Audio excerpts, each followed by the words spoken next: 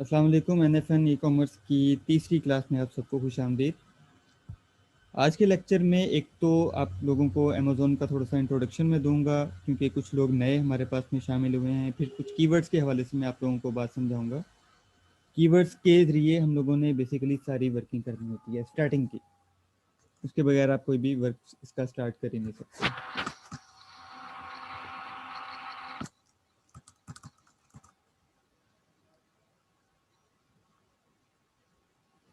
जब आप एक VA बन जाते हैं तो तब आपको एक अकाउंट बनाने की ज़रूरत नहीं पड़ती।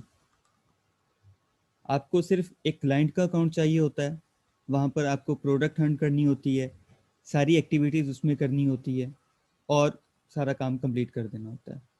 क्लाइंट आपसे कुछ सवालात पूछेगा ताकि वो आपको जज कर सके कि आपको किस हद तक आता है। ज़्यादातर उसका सवाल ये होता है कि प्रोडक्ट को कहाँ से ऐड किया जाता है, और दूसरा सवाल उसका मोस्टली ये होता है कि हम लिस्टिंग को किस तरह देख सकते हैं और किसी भी लिस्ट को एडिट किस तरह कर सकते हैं। आपको कुछ चीज़ों का पता होना चाहिए। ओवरव्यू में हर एक चीज़ के बारे में आपको दूंगा ताकि वो किसी भी और किस्म का भी आपको सवाल दे तो आपको उसका जवाब मालूम होना चाहिए। प्रोडक्ट का सवाल जो पहला उसका था कि प्रोडक्ट को कहाँ से ऐड किया जाता है, तो प्रोडक्ट को ऐड किया जाता है कैटलॉग से, और SC से मुराद है इसका सेलर सेंट्रल अकाउंट, इसलिए शॉर्ट फॉर्म में मैंने उसको SC में ही लिखा हुआ है। आपने इसकी लिस्टिंग कहाँ से देखनी है? आपने इन्वेंट्री पर क्लिक करना है, उसमें आपने मैनेज FBA पर जाना है जो कि सेकंड रो में आपको मिलेगा। वहां पर आपको सारी डिटेल मिलेगी कि प्रोडक्ट कौन सी है, उसका स्टेटस क्या है, उसके इमेजेस क्या क्या उस पर मौजूद हैं, उसका नाम क्या है, प्रोडक्ट को अपलोड करने की डेट क्या है, उसकी प्राइस क्या है, उसकी अवेलेबिलिटी कितनी है, रिजर्व पड़े हुए नहीं पड़े हुए, और उसका प्रीव्यू वगैरह। ये सारा कुछ आपको इन्वेंट्री में मिल जाएगा। FBA इन्वेंट्री सेकंड रो में ये मौजूद होगा। आइटम के लेबल्स होते हैं। मैन्युफैक्चरर जो है वो आइटम का एक लेबल बनाकर हर एक प्रोडक्ट के ऊपर लगा देता है। फिर एक शिपिंग बॉक्स का लेबल होता है कि जो भी शिप कर रहा होता है उसने अपना लेबल उस पर लगा देना होता है। इस तरह दो तरह के लेबल्स उस पर मौजूद होते हैं, और उन लेबल्स को लगाने के लिए आपने सिंपली एडिट पर जाना है और प्रिंट लेबल्स पर चले जाना है। अब प्रिंट लेबल पर जब आप जाओगे, ये फर्स्ट रो में आपको मिल जाएगा। इसमें आपने इंडिविजुअल प्रोडक्ट्स पे भी जा सकते हैं, नो लेबल्स भी सिलेक्ट कर सकते हैं, उसका पेपर टाइप सेलेक्ट कर सकते हैं, और प्रिंट लेबल आइटम को सिलेक्ट कर सकते हैं। नंबर जितने उसके प्रोडक्ट्स के होंगे उसके मुताबिक आप इसको प्रिंट कर सकते हो। और जब आपने इसको सेंड करना है, बॉक्स लेबल के टैब पर जाना है, एडिट पर जाना है, और फिर आपको प्रिंट लेबल पर चले जाना है। इस तरह जो बॉक्स पर जो प्रिंट अटैच होना होगा वो शामिल हो जाता है। फिर प्राइसिंग के हवाले से अगर हम लोग बात करें, प्राइसिंग का पूरा डैशबोर्ड आपको नजर आता है। एक बॉक्स को परचेज करने का जो परसेंटेज आती है वो होगा। Buy box winning frequency, frequency से मुराद ये है कि कितनी दफ़ा कितनी तादाद में आप उसको ख़रीद रहे हो। और chances of winning buy box, buy box basically आपके क्लाइंट को पकड़ने के लिए होता है। वो क्लाइंट जो सेलर सेंट्रल वाला अकाउंट नहीं है, वो वाला क्लाइंट जो आपसे प्रोडक्ट खरीद रहा है। इसकी डिटेल मजीद मैं आगे आपको बताऊंगा बाय बॉक्स के हवाले से। कुछ लोगों को मैंने पिछले क्लासेस में मी टू की टर्म समझाई थी, तो मी टू के हवाले से ये विनिंग बाय बॉक्स जो है वो काफ़ी काम आता है। और जो भी बाय बॉक्स को विन कर लेता है तो सेल करने के लिए कस्टमर डायरेक्टली पहले उसके पास जाता है, हालांकि प्रोडक्ट किसी और की लगी हुई होती है। इस तरह और बहुत सारी चीज़ें मौजूद होती हैं। थोड़ा सा और आपको मैं रिव्यू देता हूँ इसके हवाले से। अब कुछ चीज़ें इसके अंदर मौजूद होती हैं कि जैसे पेंडिंग आपकी प्रोडक्ट्स पड़ी हुई हैं, कुछ चीज़ें आपकी शिप हो चुकी हुई हैं और कुछ शिप नहीं हुई।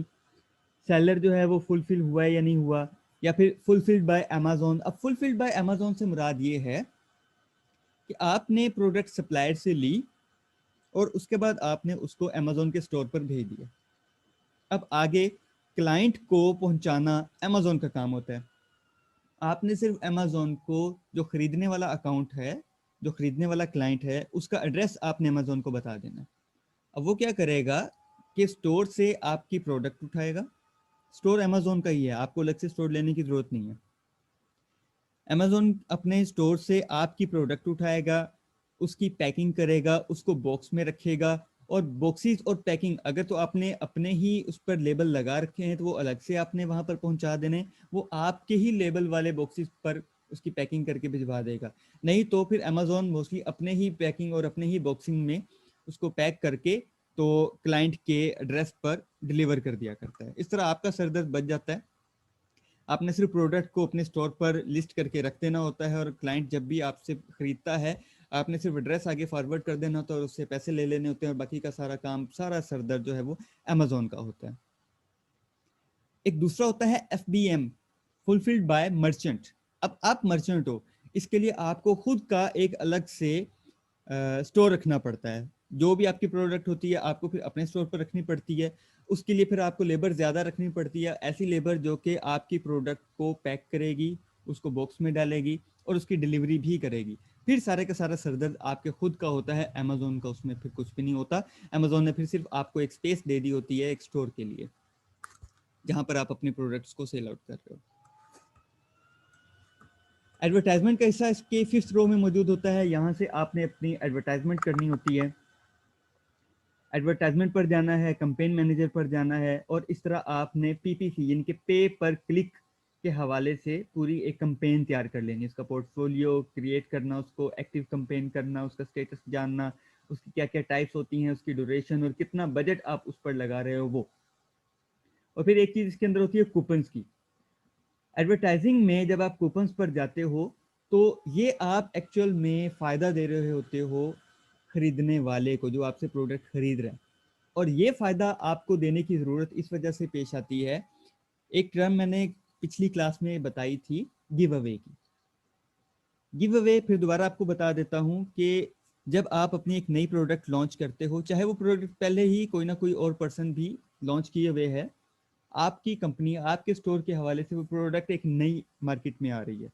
अब अमेजोन की सर्च रिजल्ट में उसको पहले पेज पर लाना, उसके लिए ज़रूरी ये है कि अमेजोन अपने ही कैलकुलेशन के मुताबिक में आपको कुछ अमाउंट बता देता है कि इतनी अमाउंट के प्रोडक्ट्स आपको गिव अवे करने होंगे, आपको फ्री में देने होंगे, या फिर आपको कुछ ना कुछ डिस्काउंट में करके देने होंगे। तो उसके लिए आप ये कूपन्स जो हैं वो इस्तेमाल करते हैं। जिस तरह आप उबर या क्रीम के लिए आप कोई भी कोड इस्तेमाल करते हैं और उस कोड को अप्लाई करने से जो फेयर होता है वो किसी हद तक आपको कम प्राइस में मिल जाता है। या कोई भी आप फास्ट फूड मंगवाते हो तो उसमें भी आपको काफ़ी कमी मिल जाती है। अब वो कमी एक्चुअल में तो जो खरीदने वाला है उसको उसका फ़ायदा हो रहा है, लेकिन इनडायरेक्टली फ़ायदा आपका हो रहा होता है कि आपकी सेल और ज़्यादा हो रही होती है। इस वजह से कूपन्स का इस्तेमाल करना भी ज़रूरी हो जाता है। 6 रो में आपको स्टोरेज मिल जाती है। आपने अपने ब्रांड को स्टोर करना है, प्रोडक्ट्स को, उसका शोकेस बनाना है, उसका डिज़ाइन तैयार करना है, उसकी ट्रैफिक जनरेट करवानी है कि ज़्यादा से ज़्यादा कस्टमर, जितनी ज़्यादा ट्रैफिक होगी, जितने ज़्यादा कस्टमर आपकी प्रोडक्ट तक आएंगे उतनी ही ज़्यादा आपकी सेल होगी। उससे आपका डेली विजिटर सेल और कितने यूनिट सेल हुए हैं ये सारा आपको कंफर्म हो जाता है। रिपोर्ट्स 7th रो पर आपको मिलती हैं इसके अंदर। ये बहुत कम वैसे इस्तेमाल होता है, और इसमें सिर्फ आपको अपनी रिपोर्ट्स ही देखनी होती हैं कि किस हद तक आपका प्रोडक्ट जो है वो सेल हो चुका हुआ है, किस डेट से किस डेट तक आपने कितना रेवेन्यू कमा लिया हुआ है। FBA पहले से आपको बता चुका हूँ, फुलफिल्ड बाय अमेजोन, और FBM फुलफिल्ड बाय मर्चेंट। और सिंपल इसके अंदर और आपको कुछ मज़ीद समझने की ज़रूरत नहीं है। ये जब आगे हम लोग इसके हवाले से मज़ीद पढ़ेंगे फिर आपको इसके हवाले से जो है वो मज़ीद पता चलेगा। आपको एक दूसरी स्क्रीन पर मैं लेकर चलता हूँ। यहाँ तक सबको क्लियर है तो मुझे बताइए, अपने माइक बारी बारी खोल लीजिए और मुझे बताइए।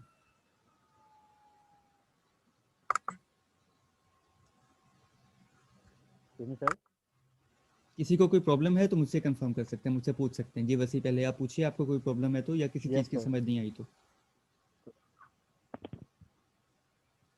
जी सर, ये मोबाइल पे भी यूज़ कर सकते हैं या लैपटॉप पे भी हो सकता है? आप ट्रेनिंग की बात कर रहे हैं या वर्किंग की बात कर रहे हैं? वर्किंग की। जब आपको वर्किंग करनी हो तो फिर आपको लैपटॉप या एक पीसी की ही ज़रूरत पड़ेगी। मोबाइल पर वो एक्सटेंशंस नहीं चलती हैं जो कि इसके लिए चलाना ज़रूरी होती हैं। जी जी सर, ठीक हो गया, ठीक है, thank you sir. Welcome. Abdul Salam साहब, आपका कोई सवाल या कोई चीज़ आपको समझ ना आई हो? सर मुझे तो अभी कुछ भी समझ नहीं आ रही। असल में आपने पहली वाली क्लासेस नहीं ली थी, जिसकी वजह से उसकी जो बेसिक्स और हम्म, इंट्रोडक्शन मैंने स्टार्टअप पर दिया था, आपको उसकी समझ नहीं आ पाई थी। चलिए बहरहाल, आज हम्म, मजीद मैं आपको फाइल उसकी भेज दूंगा पीडीएफ की। खैर, मैं ग्रुप पे भी अपलोड कर दूंगा ताकि सब लोग उस फाइल को देख सकें, उसमें सारी चीज़ें आपको मिल जाएंगी। फवाद, आपका कोई थैंक यू सवाल? Very much. वेलकम। फवाद, आपका कोई सवाल? थोड़ा जूम कर दें इसको बोल रहा हूँ। हाँ, मैं जूम कर देता हूँ अभी। जी फवाद, आपको कोई प्रॉब्लम है तो आप पूछो। सर इसमें जो ऊपर टर्म था कोपन्स, शायद कोपन्स, जी हाँ जी। उसमें सर ये थोड़ी डिफिकल्टी, ये थोड़ा समझ नहीं आ रहा है कि ये थोड़ा मिलता जुलता है सर उससे, गिव अप से। हाँ, ये बिल्कुल उससे मिलता जुलता है और ये उसी के लिए ही इस्तेमाल किया जाता है। गिव अवे करने के लिए आपको इसकी ज़रूरत पड़ती है कूपन्स की। अगर आप कुछ डिस्काउंट में सेल करना चाह रहे हो, और अगर आपको फ्री में ही उसको सेल करना हो, तो फिर तो आपको कूपन्स की ज़रूरत भी नहीं पड़ती। आप परचेज करवा के और दूसरी साइड से आप कस्टमर को उसकी पेमेंट रिटर्न करवा सकते हैं। अच्छा सर, सर ये जो पिछले लेक्चर में हमने बात की थी मी टू के हवाले से, जी जी।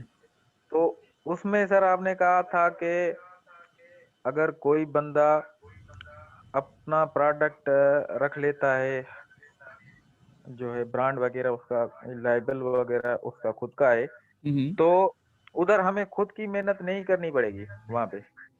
नहीं, हमें खुद की ज़्यादा मेहनत नहीं करनी पड़ेगी। मेहनत फिर भी करनी पड़ती है, लेकिन ज़्यादा नहीं करनी पड़ती। अब जैसे एक पर्सन जो वसी, शायद आपके बैकग्राउंड से आवाज़ आ रही है, प्लीज़ आप म्यूट कर दें। अब एक पर्सन ने अपनी एक प्रोडक्ट वहाँ पर लगा नहीं रखी सर, है, नहीं सर, और मेरे बैकग्राउंड से नहीं आ रही। एक पर्सन ने एक प्रोडक्ट लगा रखी है, और आप उसके साथ में पहले बात कर लेते हो कि भाई अगर मैं आपके साथ में अटैच हो जाता हूँ तो क्या आप मुझे भी सेल करने देंगे? अगर तो एग्री हो जाता है, तो फिर वहाँ पर आपका मी टू अटैच हो जाता है। अब मी टू से मुराद ये है कि ये प्रोडक्ट है। अब इसमें जैसे मैं बात कर लेता हूँ जी के वसी जो हैं, ये बेसिकली सेल कर रहे हैं, तो फवाद कहते हैं जी कि मी टू, इनके मैं भी इसको मैं सेल करना चाह रहा हूँ। अब ये दोनों अटैच हो जाएंगे। अब कोई भी पर्सन जब उस चीज को आकर देखेगा, तो वहां पर ये दोनों ही सेल मैन नजर आएंगे, दोनों के स्टोर नजर आएंगे। एक वशी का स्टोर नजर आएगा और एक फवाद का स्टोर नजर आ जाएगा, जब मी टू करके अटैच किया हुआ होगा। अब वहां पर बात आ जाती है बाय बॉक्स विनिंग की, जो थोड़ी देर पहले मैंने आप लोगों को बताया। अब उसमें क्या होता है कि अगर तो कस्टमर डायरेक्टली किसी एक पर्सन को ही सिलेक्ट कर लेता है, फिर तो ऑर्डर जाता ही उस एक स्पेसिफिक पर्सन को है। लाइक उसने सिर्फ वसी का अकाउंट सेलेक्ट कर लिया जी कि मैंने प्रोडक्ट ये वाली वसी से लेनी है, तो वो ऑर्डर जाएगा वसी के पास और वो सेल वसी की बन जाएगी, उसका प्रॉफिट भी वसी को मिल जाएगा। अगर वो सिर्फ फवाद को सिलेक्ट करता है, तो वो सेल और उसका प्रॉफिट सिर्फ फवाद के पास जाएगा, जबकि बेसिकली वो प्रोडक्ट वसी ने लगा रखी है, लेकिन उससे उसको फर्क नहीं पड़ेगा। अगर वो सिर्फ एक जनरली पकड़ लेता है, वो किसी एक पर्सन को सिलेक्ट नहीं करता, फिर अमेजोन का जो सिस्टम है वो ऑटोमेटिकली आप दोनों में से किसी एक को ऑर्डर देगा। अब आप दोनों में से किसको ऑर्डर मिलेगा, इस चीज को हम लोग कहते हैं विनिंग बाय बॉक्स। अब ये किस तरह होता है, किस तरह विन किया जाता है, जब हम इसके टॉपिक पर पहुंचेंगे फिर मैं आपको इसके हवाले से मजीद डिटेल बताऊंगा। जी, कोई और सवाल? Thank you sir. ठीक है जी, थोड़ा सा और मजीद आगे चलें हम लोग फिर।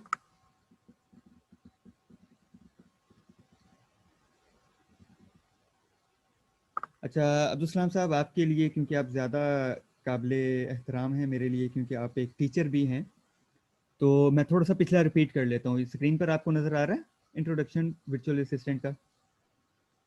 जी जी।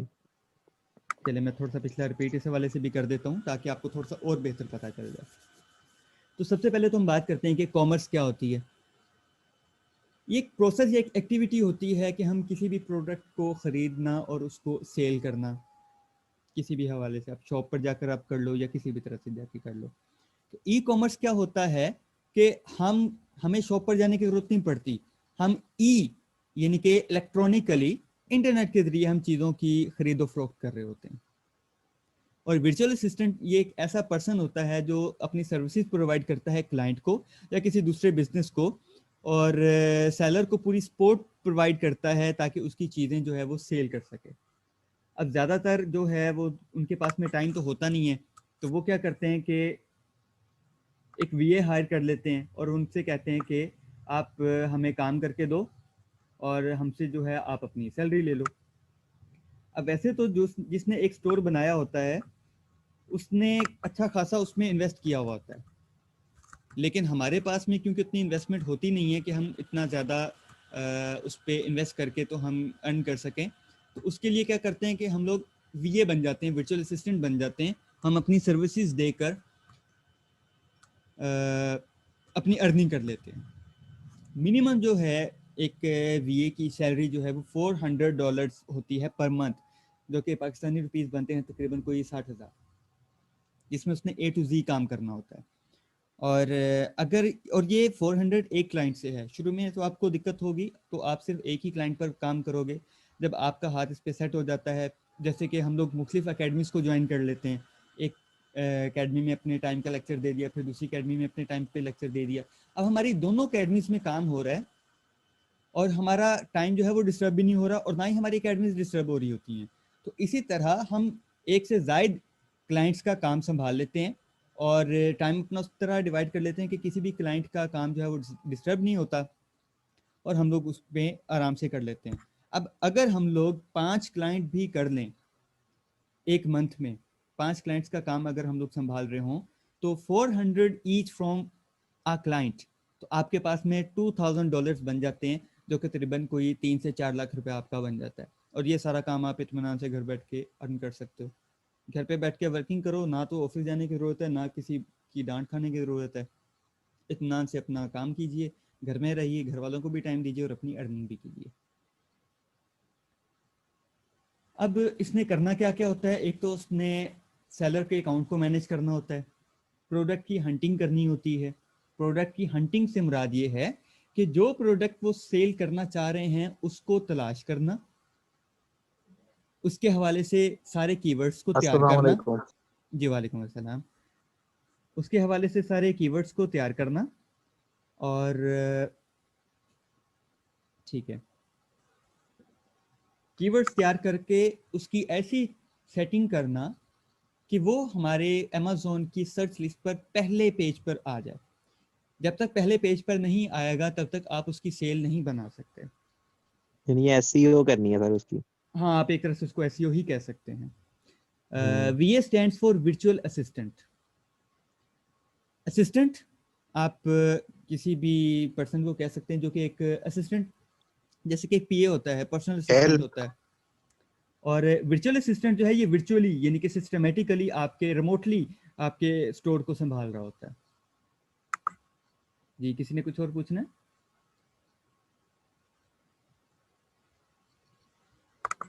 किसी और का कोई सवाल?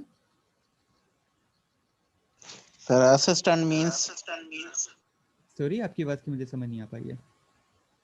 सर असिस्टेंट मींस अच्छा, पहले तो आप अपना नाम बताइएगा। कायदे आज़म। आप क्या काम करते हो?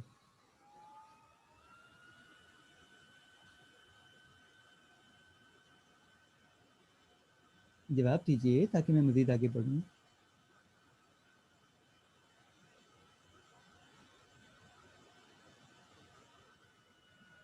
चलें, मैं मज़ीद अभी आगे बढ़ने लगा क्योंकि आप मज़ीद आगे रिप्लाई नहीं कर रहे हो।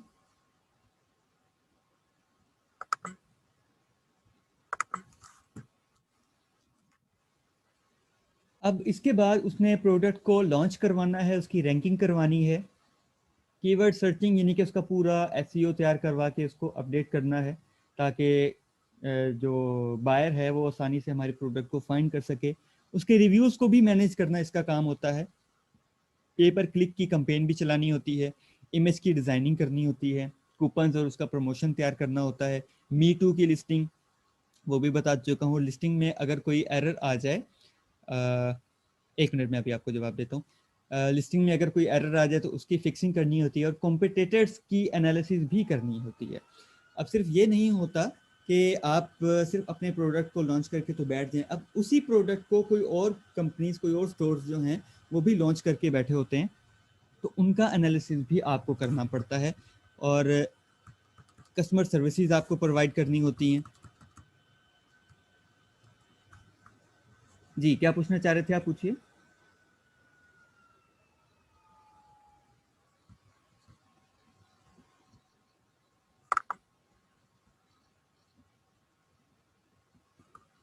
हाँ जी, पूछिए।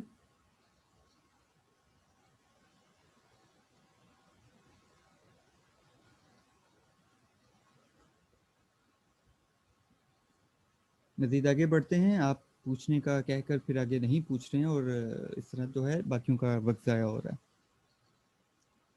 मार्केट की रिसर्च करनी होती है, इन्वेंट्री को पूरा मैनेज करना होता है। इन्वेंट्री मैनेजमेंट से मुराद ये है कि आपके पास में प्रोडक्ट आए, आप उसको लेकर चलें, उसकी कमी को ख़त्म ना होने दें। ये ना हो कि स्टॉक में आपका ख़त्म हो जाए और उधर से बायर जो हैं वो आपसे चीज़ें मांग रहे हों, तो इससे आपका बहुत ज़्यादा इफेक्ट पड़ जाता है। इस तरह बहुत सारे काम आपको मज़ीद करने पड़ते हैं। A to Z की अगर क्लाइंट आपसे बात करता है तो आपको ये सारे के सारे काम करने पड़ते हैं और इसके लिए आप उससे मिनिमम $400 चार्ज करेंगे एक क्लाइंट से पर मंथ। और अगर आपसे वो कहता है नहीं जी मुझे A to Z नहीं चाहिए, मुझे इसमें सिर्फ स्पेसिफिक कुछ कुछ चीज़ें चाहिए, लाइक जी मुझे सिर्फ कस्टमर सर्विस चाहिए, या सिर्फ कीवर्ड चाहिए, प्रोडक्ट हंटिंग चाहिए, सिर्फ कंपेन चलवानी है, सिर्फ एडवर्टाइजमेंट बनवानी है, तो उसके लिए आप उससे 100-200 जितना भी आपका उसके साथ में एक एग्रीमेंट बन जाए, आप वो उससे चार्ज कर सकते हो।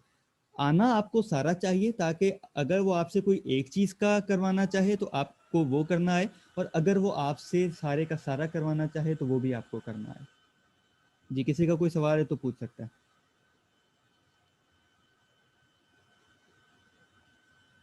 या यहाँ तक अगर किसी को समझ नहीं आई तो वो पूछ सकता है। और ये फाइवर क्या है, इसके बारे में थोड़ा बताना। फाइवर एक प्लेटफॉर्म है जहाँ पर आपको इस तरह के क्लाइंट्स मिलते हैं जहाँ से आपको काम मिलेगा और उस काम को कंप्लीट करके आपको अर्निंग मिलेगी।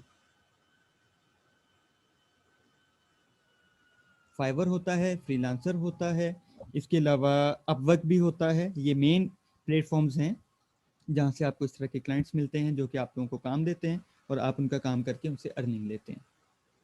जी, कोई और? FBA और FBM में ये क्या है, ये बताएं थोड़ा। FBA से मुराद है फुलफिल्ड बाय अमेज़ॉन। इससे आप जो भी प्रोडक्ट सप्लायर से मंगवाते हैं वो अमेज़ॉन के स्टोर पर जाता है। फिर जब बायर आपसे वो प्रोडक्ट ख़रीदता है तो उसकी पैकिंग और उसको बॉक्स में डालना और फिर उसकी शिपमेंट करके बायर तक डिलीवर करना, वो सारी जिम्मेदारी अमेज़ॉन की होती है। और FBM से मुराद है फुलफिल्ड बाय मर्चेंट। इसमें सारा सरदर्द आपको खुद को करना पड़ता है, उसकी पैकिंग करना और उसको डिलीवर तक करवाना, ये सारा फिर आपके जिम्मेदारी होती है। और अगर आप FBA करते हैं तो ये सारी सरदर्द क्योंकि फिर अमेज़ॉन की बन जाती है, तो अमेज़ॉन उस हवाले से आपसे अपने कुछ ना कुछ सर्विस चार्जेस लेता है ताकि वो सारे आपके काम आपकी जगह पर आपका काम कर सके और आपके प्रोडक्ट की डिलीवरी कर सके। फिर वर्चुअल असिस्टेंट का इसमें रोल कौन सा है? सारे का सारा काम करना ही वर्चुअल असिस्टेंट ने होता है। अमेज़ॉन ने तो सिर्फ आपको एक जगह दे दी है स्टोर बनाने के लिए ताकि आप अपनी प्रोडक्ट्स वहाँ पे लगा सकें, आपकी दुकान आपको बना कर दे दी है। और अगर आप उसको कहते हैं कि जी मेरी प्रोडक्ट को आप बायर तक डिलीवर भी करके दें तो वो आपको सर्विस चार्जेस लेकर आपको वहाँ पे डिलीवर कर देगा, वरना बाकी सारा काम जो है वो वर्चुअल असिस्टेंट ने ही करना होता है।